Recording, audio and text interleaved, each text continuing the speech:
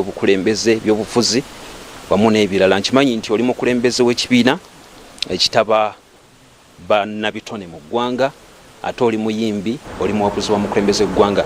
Bintu bingi nnyo, olugendo olugazimu, naye bwe tuba tutunuulira akalulu ka 2026 kuba kalinga akasembedde, abannabitone batera okukozesebwa kusobola okulaba nti oba oliawo nabo beeyongerako ku nnyingiza yaabwe n'enfuna yaabwe.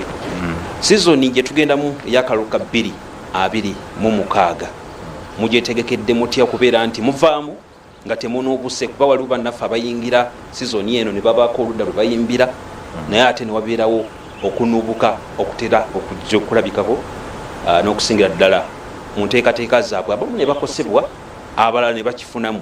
Mwetegekedde mutya sizoni gye tugendamu ey'ebyobufuzi?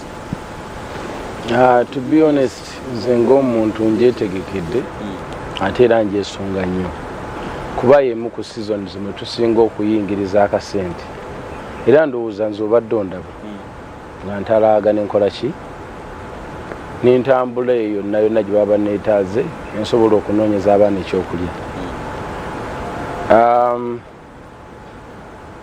To be honest, kizibu nnyo omuntu okukula, n'azaalibwa n'akula n'amalako nga tafunyeyo kinuubule, kizibu.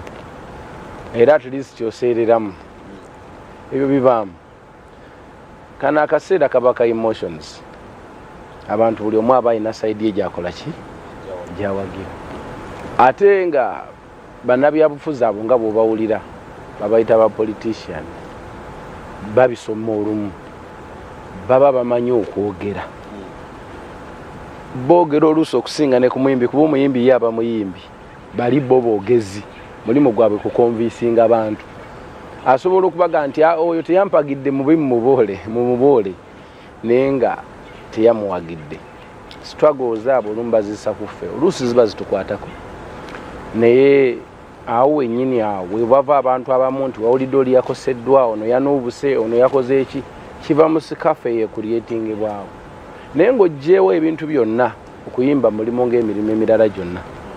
Ng'omunnabyabufuzi bw'anaagenda mu kitundu ne bamuwa kacapati, bananywa kacaayi, oba nafuna ekintu kyonna ekiyinza okumuyamba okubeera mu kitundu ekyo okoleramu kampeyini y'okuggwa.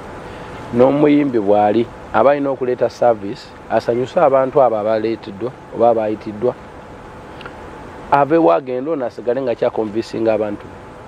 Ate n'omuyimbi akkirizibwa okuwagira oyo yenna gw'aba awulira nti amulinamu interest.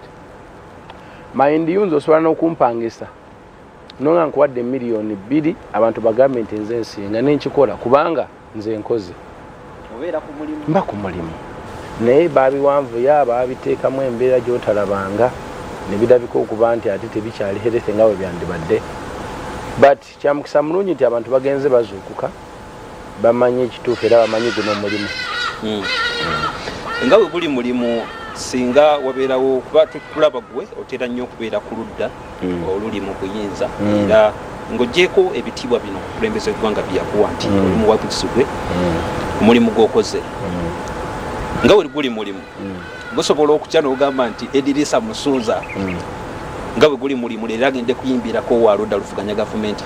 Senga kibanga kitegekeddwa bulungi, sina nsonga lwaki mba simuyimbira. Nze nyina bakwano bange bangi nnyo abali ku sayidi evuganya gavumenti, bangi nnyo ng'ate baddaalingi nnyo gyendi, okitegeera. Naye embeera eyateekebwawo nga bwege nti bannabyabufuzi baba bamanyi okwogera, asooka okukyaya omuntu. Mazima nnabyabufuzi ye muntu asobola okuga nti luno olugoye si lwa bbulaaka, balusiize busiizi, lwadde lwa white, n'okkiriza kuba akulaga nti tulabamu obuntu obwo obulimu, kati batuyita basiru, lwabadde lwa white balimba, olinaga kituufu baleka balimba. So yoyo politics.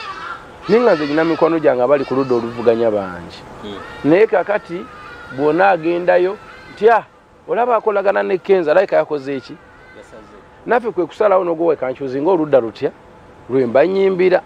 Naye nga bambi ne bali wandyagadde basanyuse kuba bantu baffe ate batwagala nnyo, oba okitegeera. Naye embeera yateekebwawo oluusi yeyonoona ebintu, n'ogamba kaŋŋende gyendi comfortable, naye senga nawali waba kulitingiddwayo embeera ennungi, you go and perform, ffe tuli basanyusa.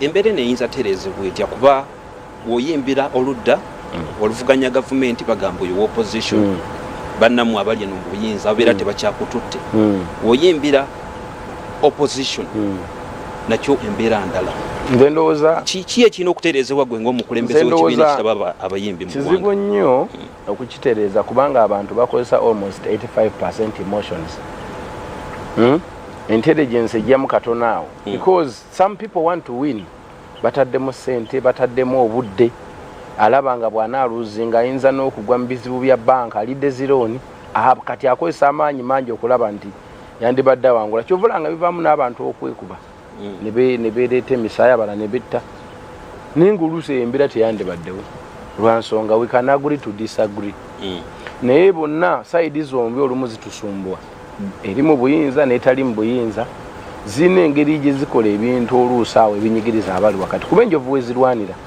ate bwonna agamba nti anzi sijja bingiramu kansigala ebbali togenda kukola bintu byonna babyongeza kati bya bbeeyi twetaaga okukola so bw'ofuna woyingiriza olina okukola kubanga naddala ffe abavudde mu mbeera eyewansi ennyo obe ogamba nti kasente kano nkaleke mukama n'alaba atya nga nali musaba nti nsaba nnyambe emme nga nyingizaayo 2 ate bagandeetedde nga ganyulwe noga kama mbaya ni mbaya naye sayidi zombi eri mu buyinza egamba oyo mumuboole nona avuganya agamba mumuboole omuntu n'amaliriza nga alonzeeko munaga kangira enkolere nekijja kijja natambula n'ekyo